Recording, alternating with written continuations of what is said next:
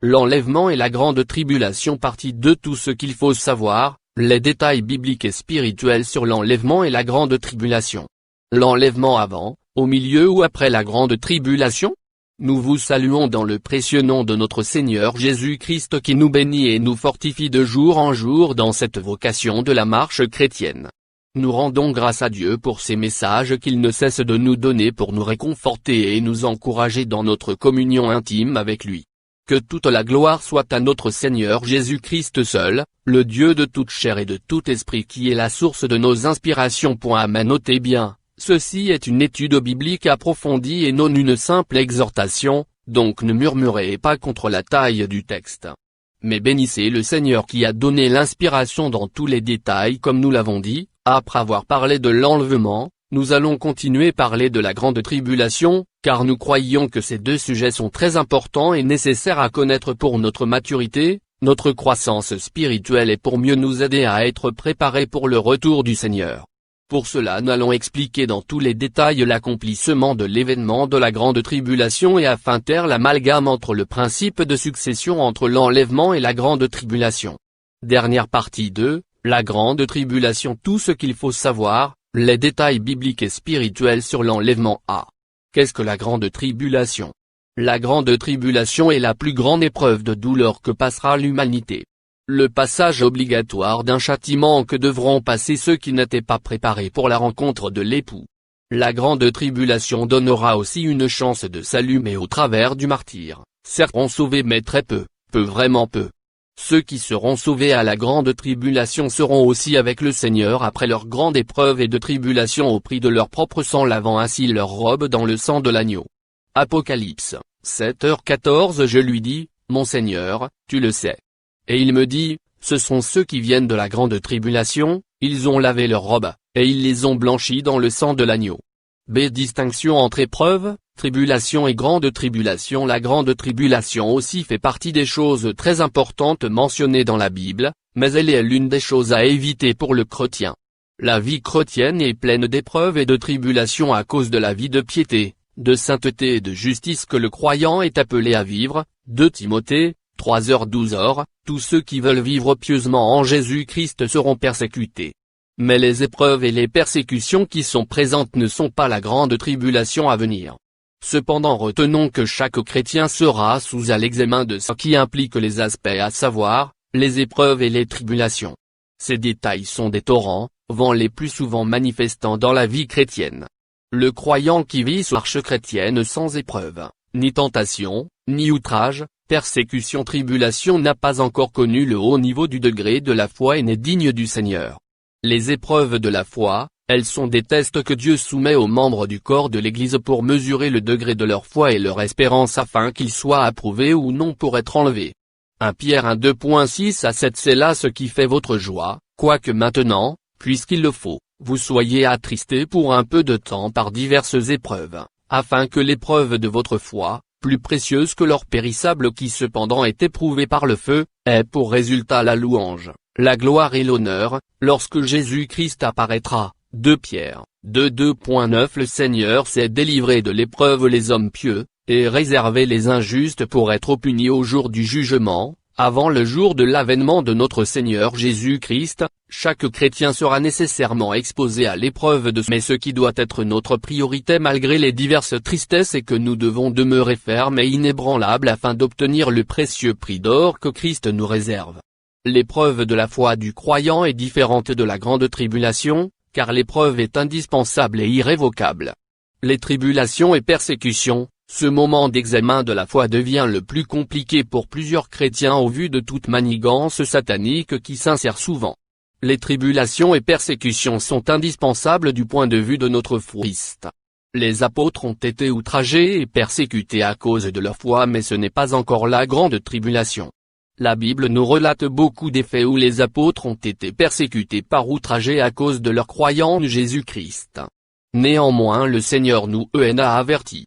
Matthieu 10h22. Vous serez haïs de tous, à cause de mon nom, mais celui qui persévérera jusqu'à la fin sera sauvé.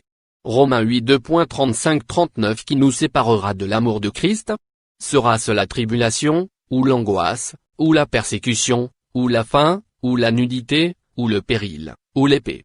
Romains 5 2.3-4 Bien plus, nous nous glorifions même des afflictions, sachant que l'affliction produit la persévérance la victoire dans l'épreuve, et cette victoire l'espérance. Romains 12h12 Réjouissez-vous en espérance. Soyez patients dans l'affliction. Persévérez dans la prière. Philippiens 4h13 Je puis tout par celui qui me fortifie. La grande tribulation est donc différente des épreuves de la foi du disciple de Christ et des tribulations liées à la foi. Étant chrétiens, nous savons que nous aurons des afflictions, des épreuves et des tribulations, mais tout ceci n'est pas comparable à la grande tribulation à venir, car il faut ceux qui sont persécutés à présent à cause de la piété et de la justice et qui ont l'espérance de la gloire puissent être transformés et revêtus de la gloire à venir qui n'est pas aussi comparable aux souffrances du temps présent. Romains 8h18 J'estime que les souffrances du temps présent ne sauraient être comparées à la gloire à venir qui sera révélée pour nous. Ainsi après l'enlèvement ou le revêtement de la gloire, il y aura une grande épreuve, une grande tribulation pour tous ceux qui auront raté le revêtement de la gloire à venir, ceux qui ne se seront pas préparés pour l'enlèvement devraient passer par la grande tribulation. Ainsi les épreuves, les persécutions et tribulations actuelles ne sont pas la grande tribulation à venir. C'est pourquoi la grande tribulation ? La grande tribulation, car il faut que le Seigneur lui-même séparera ses brebis des boucs. Son troupeau du mercenaire. Il fera la part de distinction entre ceux qui l'adorent de vérité et ceux qui ne le connaissent pas. Il faut cette différence afin que les élus soient approuvés. Car elle sera pour tous ceux qui ne se sont pas préparés pour l'avènement du Seigneur. Tous ceux qui ont renié l'œuvre de la croix et bafoué la grâce de Dieu. Les chrétiens tièdes et fainéants et ceux qui ne sont pas prêts à la rencontre de Christ auront droit de passer par la grande tribulation s'ils veulent racheter leur vie par leur propre sang. La grande tribulation se marquera par le règne de l'Antichrist, l'homme du péché, le fils de la perdition, qui établira son règne sur terre, changeant ainsi les lois de Dieu, et opprimera ceux qui refuseront de se conformer à ses lois. Daniel 7h25 Il prononcera des paroles contre le Très-Haut, il opprimera les saints du Très-Haut, et il espérera changer les temps et la loi, et les saints seront livrés entre ses mains pendant un temps, des temps, et la moitié d'un temps. Ainsi l'Antichrist et son empire opprimera les saints pendant un temps des temps et la moitié d'un temps, soit 3 ans et demi, ou 42 mois ou encore 1260 jours, obligeant ainsi tout le monde entier à l'adorer portant la marque de le bête qui est la marque de la Satan, la marque officielle de la perdition, 666. La Bible du Semeur Apocalypse 13 2.15-18 Il lui fut même donné d'animer l'image de la bête, et l'image se mit à parler et elle faisait mourir ceux qui refusaient de l'adorer. Elle amena tous les hommes, gens du peuple et grands personnages, riches et pauvres, hommes libres et esclaves, à se faire marquer d'un signe sur la main droite ou sur le front. Et personne ne pouvait acheter ou vendre sans porter ce signe, soit le nom de la bête, soit le nombre correspondant à son nom. C'est ici qu'il faut de la sagesse. Que celui qui a de l'intelligence déchiffre le nombre de la bête. Ce nombre représente le nom d'un homme, c'est 666. D'où tous ceux qui refuseront de porter cette marque et devront souffrir immensément, ils seront maltraités à la mort, ils seront décapités pour avoir refusé la marque de la bête qui sera à obligation. Des troupes se présenteront sur son ordre, elles profaneront le sanctuaire, la forteresse, elles feront cesser le sacrifice perpétuel, et dresseront l'abomination du dévastateur Daniel 2.11 2.31 Le dévastateur qui est l'Antéchrist aidé par le faux prophète profaneront le lieu saint ne s'asseyant dans le temple de Dieu se proclame lui-même Dieu. Que personne ne vous séduise d'aucune manière, car il faut que l'apostasie soit arrivée auparavant, et qu'on ait vu paraître l'homme du péché, le fils de la perdition, l'adversaire qui s'élève au-dessus de tout ce qu'on appelle Dieu ou de ce qu'on adore, jusqu'à s'asseoir dans le temple de Dieu, se proclamant lui-même Dieu // 2 Thessaloniciens 2.2.3-4d. L'Église de Christ traversera-t-elle la grande tribulation ? Une réalité que nous devons savoir est que l'Église n'échappera pas aux épreuves de la foi, ni les tribulations et tentations diverses car nous obtiendrons l'acquisition de notre salut par le prix de notre foi. Néanmoins on ne peut comparer les tribulations et épreuves de notre foi à la grande tribulation à venir car cette grande tribulation est le déversement des coupes de la colère de Dieu selon les écrits des prophètes et d'Apocalypse 16. Sur les impies et rebelles à la grâce de Dieu. Ésaïe, 13h13 C'est pourquoi j'ébranlerai les cieux, et la terre sera secouée sur sa base, par la colère de l'Éternel des armées, au jour de son ardente fureur. L'Église ne passera pas la grande tribulation car elle serait déjà enlevée et délivrée de cette calamité désastreuse. L'Église étant l'épouse de Christ, l'ensemble de tous les sauvés, les élus ne passera pas la grande tribulation. L'avènement du Seigneur Jésus étant une préfiguration du jour de Noé car, Ecclésiaste, 3h15 Ce qui est a déjà été, et ce qui sera a déjà été, et Dieu ramène ce qui est passé. Donc, avant que le Seigneur puisse déverser le déluge d'eau sur terre Noé et toute sa famille étaient déjà épargnés. La Bible du Semeur Genèse 7 2.1,7,13 L'embarquement Puis l'Éternel dit à Noé, entre dans le bateau, toi et toute ta famille car je ne vois que toi qui sois juste au milieu de tes contemporains. Il entra dans le bateau avec ses fils, sa femme et ses belles-filles pour échapper au déluge. En ce même jour, Noé entra dans le bateau ainsi que ses fils, Sem, Cham et Japheth, sa femme et ses 3 belles-filles. Or le Seigneur nous dit que le jour de son avènement sera semblable au jour de Noé. La Bible du Semeur Luc 17 2.26-27 Le jour où le Fils de l'homme reviendra, les choses se passeront comme au temps de Noé, les gens mangeaient, buvaient, se mariaient et étaient donnés en mariage, jusqu'au jour où Noé entra dans le bateau. Alors vint le déluge qui les fit tous périr.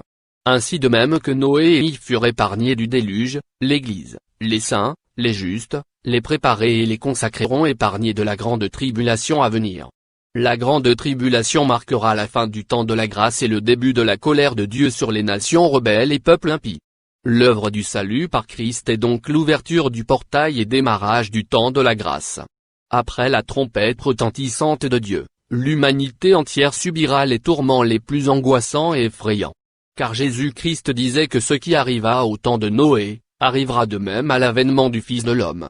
Ainsi, comme Noé et sa famille étaient sauvés du déluge à cause de leur obéissance à Dieu et de leur préparation à entrer dans la barque et que les rebelles et désobéissants ont été engloutis par le déluge d'eau, c'est ainsi qu'au jour de l'Éternel, les méchants auront la rétribution de leurs œuvres mais quant aux fidèles et obéissants, ils seront épargnés de la colère et des dérives de la grande tribulation. Ecclésiaste, 3h15 Ce qui est a déjà été, et ce qui sera a déjà été, et Dieu ramène ce qui est passé. Même que l'eau fut épargnée par le Seigneur du châtiment de Sodome et Gomorrhe, la Bible du Semeur Genèse 19 et 2.21-25 Bon, lui dit l'ange, je t'accorde encore cette faveur et je ne ferai pas venir de catastrophe sur la ville dont tu parles. Mais dépêche-toi de t'y sauver, car je ne peux rien faire avant que tu y sois arrivé. C'est pourquoi on a nommé la ville Zoar, peu de choses. Au moment où le soleil se levait, Lot arrivait à Zoar.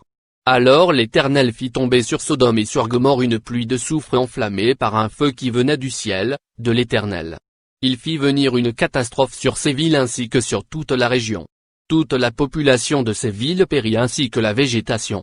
Pour tout châtiment ou jugement de Dieu au monde, il avertit son peuple fidèle à l'écouter et venir à la repentance avant de déverser l'air. C'est comme l'œuvre du salut, pour sauver les hommes de la damnation éternelle qui est l'enfer. Il donna à Jésus-Christ de rançon pour sauver ses enfants avant que les conséquences néfastes ne surviennent. Dieu est le même hier, aujourd'hui et éternellement, il ne change pas. L'enlèvement étant la délivrance de l'épouse purifiée et prête, elle sera ravie pour que le mercenaire ne le détruise pas. Malachie, 3:2.14-18 Vous avez dit, c'est en vain que l'on sert Dieu, qu'avons-nous gagné à observer ses préceptes, et à marcher avec tristesse à cause de l'Éternel des armées?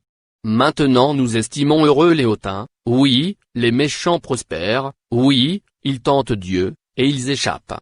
Alors ceux qui craignent l'Éternel se parlèrent l'un à l'autre, l'Éternel fut attentif, et il écouta, et un livre de souvenirs fut écrit devant lui pour ceux qui craignent l'Éternel et qui honorent son nom. Ils seront à moi, dit l'Éternel des armées, ils m'appartiendront, au jour que je prépare j'aurai compassion d'eux, comme un homme a compassion de son fils qui le sert. Et vous verrez de nouveau la différence entre le juste et le méchant, entre celui qui sert Dieu et celui qui ne le sert pas. L'Éternel est un Dieu juste et droit. Jamais les méchants et les justes ne seront traités de la même manière. Il faut que le Seigneur ce jour-là, le grand jour de l'Éternel fasse la différence entre le méchant et le justice. Matthieu, 13:2.24-30 Il leur proposa une autre parabole, et il dit, le royaume des cieux est semblable à un homme qui a semé une bonne semence dans son champ. Mais, pendant que les gens dormaient, son ennemi vint, sema de l'ivraie parmi le blé, et s'en alla. Lorsque l'herbe eut poussé et donné du fruit, l'ivraie parut aussi. Les serviteurs du maître de la maison vinrent lui dire, « Seigneur, n'as-tu pas semé une bonne semence dans ton champ? D'où vient donc qu'il y a de l'ivraie ?» Il leur répondit, « C'est un ennemi qui a fait cela. » Et les serviteurs lui dirent, « Veux-tu que nous allions l'arracher? » « Non, dit-il, de peur qu'en arrachant l'ivraie, vous ne déraciniez en même temps le blé. Laissez croître ensemble l'un et l'autre jusqu'à la moisson, et, à l'époque de la moisson, je dirai au moissonneur, arrachez d'abord l'ivraie, et liez-la en gerbe pour la brûler, mais amassez le blé dans mon grenier. L'Église est la meilleure semence qui vient de Dieu et celle qui vient du diable est l'ivraie. Depuis, les deux sont ensemble mais ne collaborent pas ensemble car il n'y a aucun rapport entre la lumière et les ténèbres. Pour que la justice et la gloire de Dieu soient parfaites et démonstratives, le Seigneur les laisse croître ensemble, mais au grand jour de l'Éternel il fera la distinction entre les deux semences. La paille qui est maudite, c'est-à-dire l'ensemble des pécheurs, méchants, fils de rébellion et de perdition auront leur réserve de rétribution qui est la grande tribulation qui est encore au sens figuré, le feu de la jalousie de l'Éternel. C'est pour cela que l'Esprit du Seigneur dit, Matthieu 25 2.31-34 lorsque le Fils de l'homme viendra dans sa gloire, avec tous les anges, il s'assiera sur le trône de sa gloire. Toutes les nations seront assemblées devant lui. Il séparera les uns d'avec les autres, comme le berger sépare les brebis d'avec les boucs, et il mettra les brebis à sa droite, et les boucs à sa gauche. Alors le roi dira à ceux qui seront à sa droite, Venez, vous qui êtes bénis de mon Père, prenez possession du royaume qui vous a été préparé dès la fondation du monde. Il fera la part des choses, il séparera les brebis et les boucs lors de son avènement et donnera le royaume de Dieu à ses brebis, dociles et sanctifiées. L'Église de Christ ne traversera pas la grande tribulation, Alléluia. 2 Corinthiens, 6h14 Ne vous mettez pas avec les infidèles sous un joug étranger. Car quel rapport y a-t-il entre la justice et l'iniquité? Ou qu'y a-t-il de commun entre la lumière et les ténèbres? 2 Corinthiens, 6 2.17-18 C'est pourquoi, sortez du milieu d'eux, et séparez-vous, dit le Seigneur, ne touchez pas à ce qui est impur, et je vous accueillerai. Je serai pour vous un père, et vous serez pour moi des fils et des filles, dit le Seigneur Tout-Puissant. Pour que l'Église puisse être accueillie par le Seigneur comme il l'a dit, il faut qu'il sorte du milieu des ténèbres, des méchants étques. Car l'Église fidèle de Christ qui est l'épouse pour qui Christ s'est sacrifié à la croix ne peut traverser la grande tribulation. Si l'Église de Dieu devrait obligatoirement passer par la grande tribulation, alors le sacrifice de rachat et rédemption de Christ à la croix serait nul et sans effet. Car Christ n'est pas venu à la croix juger les hommes mais pour leur salut. Actuellement nous sommes au temps de la grâce. Nous ne disons pas que la grâce exclut le jugement mais le portail de la grâce n'est pas encore fermé. Au jour qu'il se fermera marquera la fin de la miséricorde et le début de la détresse et la colère. Le sang de Christ est le sang de l'alliance nouvelle et l'Esprit de Dieu est l'Esprit de la grâce, c'est pour cela l'Église que Christ a rachetée lui-même qu'il a aimé ne servira pas de cobaye pour la grande tribulation. Dans le temps de la grande tribulation, il n'y aura plus l'Esprit de la grâce, le sang de Christ n'aura plus d'effet car le grand jour de la fureur l'Éternel est un jour de ténèbres et non de lumière. Alors il faut que l'Église de Christ étant la lumière du monde soit épargnée de ces événements terrifiants. Apocalypse 19 2.79 Réjouissons-nous et soyons dans l'allégresse, et donnons-lui gloire, car les noces de l'agneau sont venues, et son épouse s'est préparée, et il lui a été donné de se revêtir d'un fin lin, éclatant, pur. Car le fin lin, ce sont les œuvres justes des saints. Et l'ange me dit, écris, heureux ceux qui sont appelés au festin des noces de l'agneau.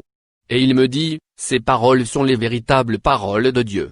L'Église, épouse qui s'est préparée pour le retour de Jésus-Christ célébrera la fête des noces ainsi donc elle ne participera point à la grande tribulation. L'avènement du Seigneur sera semblable aussi au jour de l'eau, la Bible du semeur Luc 17 2.28-37 Encore ce qui est arrivé du temps de Lot, les gens mangeaient, buvaient, achetaient, vendaient, plantaient, bâtissaient. Mais le jour où Lot sortit de Sodome, une pluie de feu et de soufre tomba du ciel et les fit tous périr. Il en sera de même le jour où le Fils de l'homme apparaîtra. Ainsi même que l'eau fut épargnée de la colère de Dieu, alors les sauvés, les consacrés, les sanctifiés et les préparés pour le retour du Seigneur ne passeront pas la grande tribulation, car ils auront écouté la voix de Dieu comme le fit Noé, car ils auront obéi aux avertissements comme le fit Lot, ainsi l'Église ne passera pas par la grande tribulation. Sachant que la grande tribulation est la manifestation de la colère de Dieu, la Bible relate que nous Église de Christ sommes préservés de cette colère car Christ nous a sauvés de la colère à venir. 1 Thessaloniciens, 1:2.9 dit car on raconte, à notre sujet, quel accès nous avons eu auprès de vous, et comment vous vous êtes convertis à Dieu, en abandonnant les idoles pour servir le Dieu vivant et vrai, et pour attendre des cieux son Fils, qu'il a ressuscité des morts, Jésus, qui nous délivre de la colère à venir. 1 Thessaloniciens, 5:2.8-9 Mais nous qui sommes du jour, soyons sobres, ayant revêtu la cuirasse de la foi et de la charité, et ayant pour casque l'espérance du salut. Car Dieu ne nous a pas destinés à la colère, mais à l'acquisition du salut par notre Seigneur Jésus-Christ. Le repos de Christ est réservé pour les vrais croyants, les vrais disciples de Christ et ceux se purifient ayant cette ferme espérance. Hébreux 4:2.1-3 Craignons donc, tandis que la promesse d'entrer dans son repos subsiste encore, qu'aucun de vous ne paraisse être venu trop tard. Car cette bonne nouvelle nous a été annoncée aussi bien qu'à eux, mais la parole qui leur fut annoncée ne leur servit de rien, parce qu'elle ne trouva pas de la foi chez ceux qui l'entendirent. Pour nous qui avons cru, nous entrons dans le repos, selon qu'il dit, je jurai dans ma colère, ils n'entreront pas dans mon repos. Il dit cela, quoique ses œuvres eussent été achevées depuis la création du monde. Éphésiens 5:2.6 Que personne ne vous séduise par de vains discours, car c'est à cause de ces choses que la colère de Dieu vient sur les fils de la rébellion. Jean 10:27-28 Mes brebis entendent ma voix, je les connais, et elles me suivent. Je leur donne la vie éternelle, et elles ne périront jamais, et personne ne les ravira de ma main. Ainsi le Seigneur a réservé un pays de bonheur pour ses enfants et les invite à avoir une bonne volonté afin d'hériter ce pays. Ésaïe 1:2.19-20 Si vous avez de la bonne volonté et si vous êtes docile, vous mangerez les meilleures productions du pays, mais si vous résistez et si vous êtes rebelle, vous serez dévorés par le glaive, car la bouche de l'Éternel a parlé. Un message solennel à l'Église, de la part de Dieu. Si l'Église est docile, une épouse soumise il bénéficiera de l'héritage de la promesse céleste mais si elle est rebelle elle sera dévorée par le glaive qui est la colère de Dieu, la grande tribulation.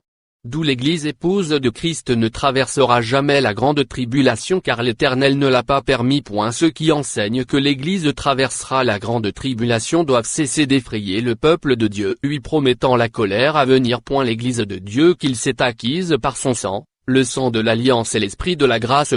Tant que l'Église est revêtue du Saint-Esprit, est liée à Dieu par le sang de Christ et à l'espérance de l'avènement de notre Seigneur Jésus-Christ, elle sera préservée de la colère à venir et de la grande tribulation car Dieu punit les méchants, les rebelles et non les innocents, ni les justes car il est justice et dans son jugement.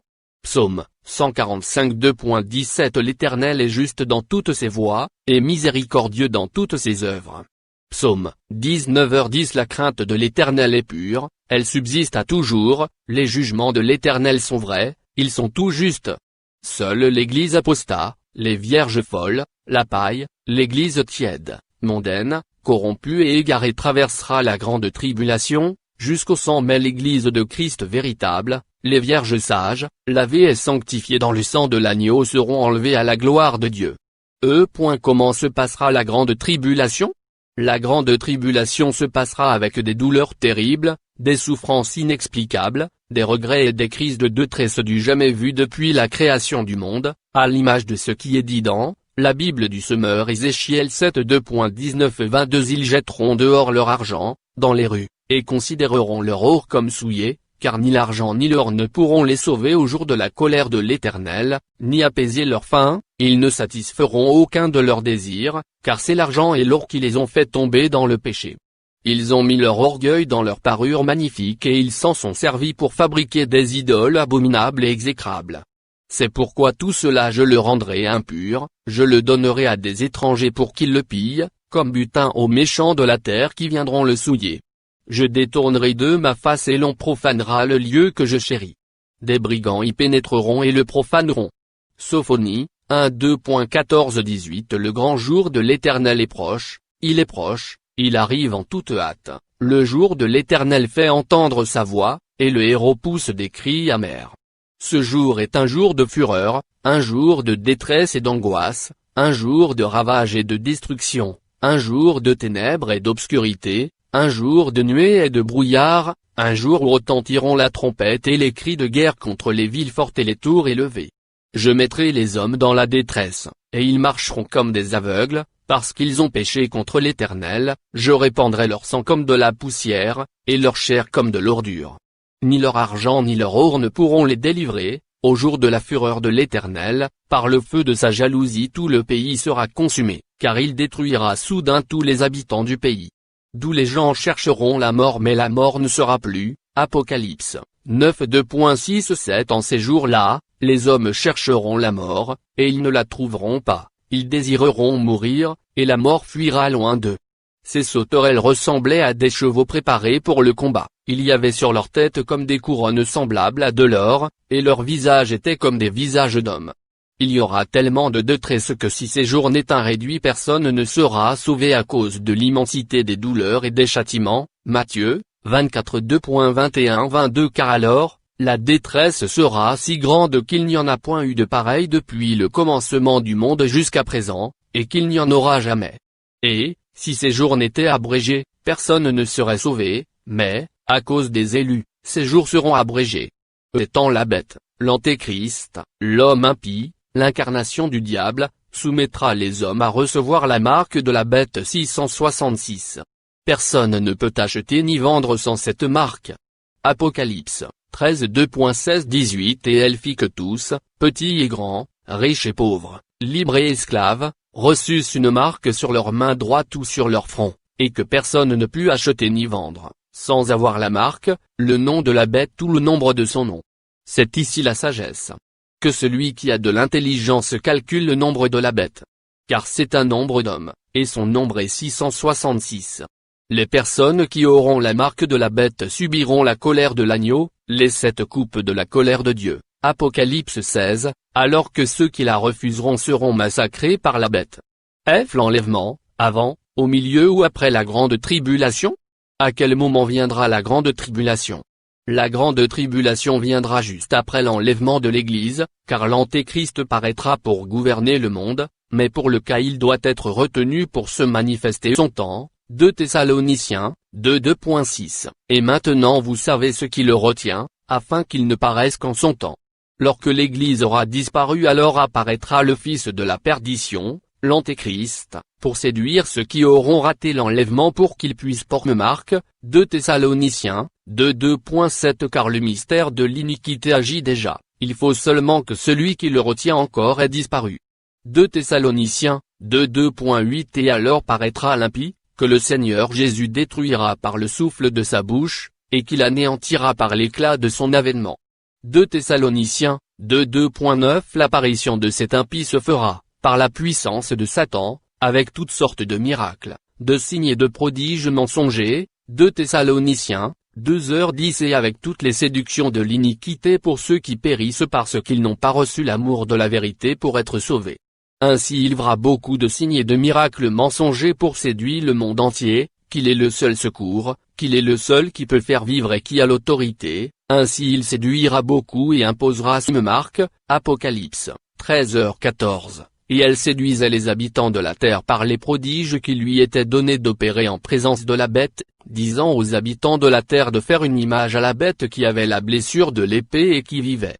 Apocalypse 13h15. Et il lui fut donné d'animer l'image de la bête, afin que l'image de la bête parlât, et qu'elle fit que tous ceux qui n'adoreraient pas l'image de la bête fussent. Apocalypse 13h16. Et elle fit que tous, petits et grands, riches et pauvres, libres et esclaves, reçussent une marque sur leur main droite ou sur leur front.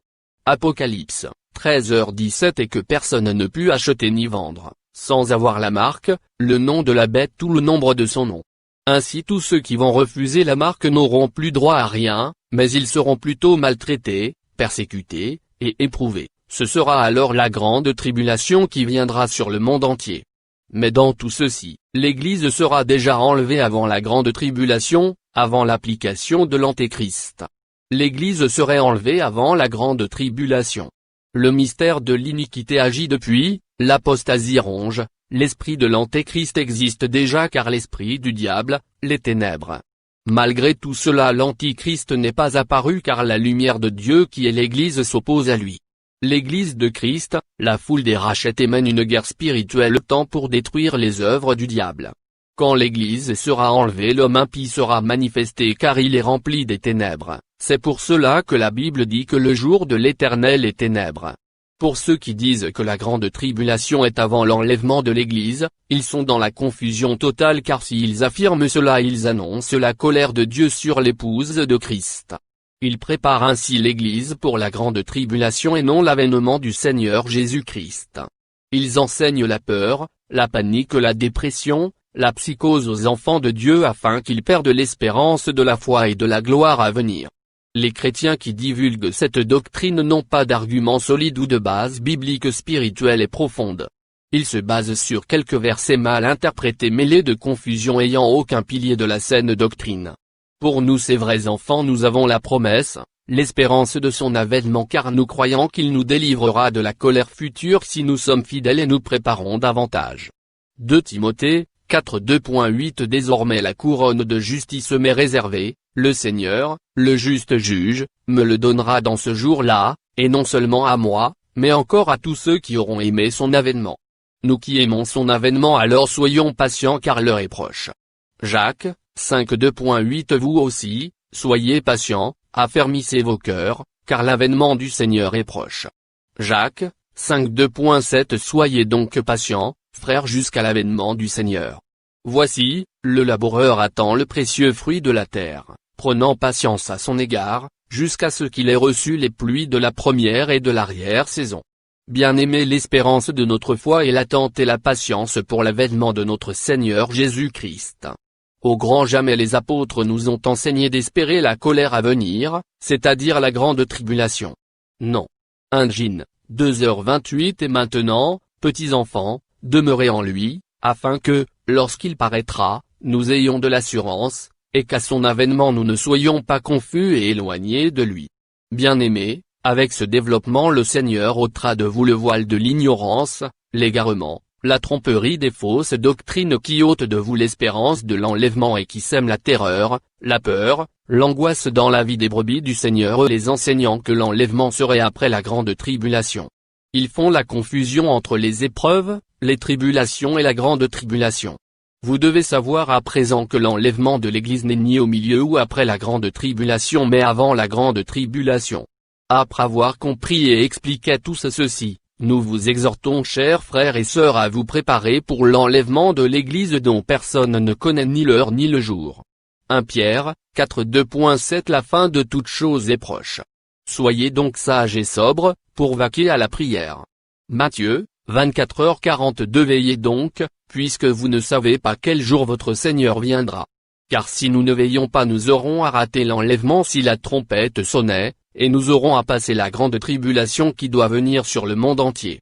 Matthieu 24 2.48 51 Mais, si c'est un méchant serviteur, qui dit en lui-même, mon maître tarde à venir, le maître de ce serviteur viendra le jour où il ne s'y attend pas et à l'heure qu'il ne connaît pas, il le mettra en pièces, et lui donnera sa part avec les hypocrites. C'est là qu'il y aura des pleurs et des grincements de dents. C'est pourquoi nous vous invitons à la consécration, à la sainteté, à la justice, à la vérité, à la repentance et à l'abandon total du péché, car ceux qui ne seront pas prêts pour le retour du Seigneur et pour l'enlèvement seront obligés de passer par la plus grande tribulation de tous les temps. 1 Ils seront exposés à la marque de la bête, or nous savons tous que ceux qui recevront la marque de la bête, boiront aussi la grande coupe de la colère de Dieu et seront condamnés à jamais dans l'étang ardent de feu et de soufre dans le lac du feu pour toute l'éternité. Apocalypse 15 2.1 Depuis je vis dans le ciel un autre signe, grand et admirable, 7 anges, qui tenaient 7 fléaux, les derniers, car par eux s'accomplit la colère de Dieu.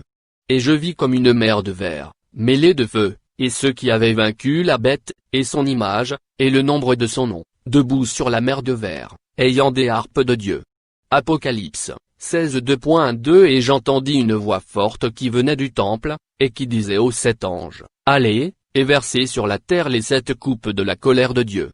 Apocalypse 16 2.2, le premier alla, et il versa sa coupe sur la terre. Et un ulcère malin et douloureux frappa les hommes qui avaient la marque de la bête et qui adoraient son image. Ainsi nous nous exhortons les bien-aimés dans le Seigneur à éviter la grande colère de Dieu à venir sur les habitants de la terre. Sophonie, 1 2.2 Je détruirai tout sur la face de la terre, dit l'Éternel. Je détruirai les hommes et les bêtes, les oiseaux du ciel et les poissons de la mer, les objets de scandale, et les méchants avec eux, j'exterminerai les hommes de la face de la terre, dit l'Éternel.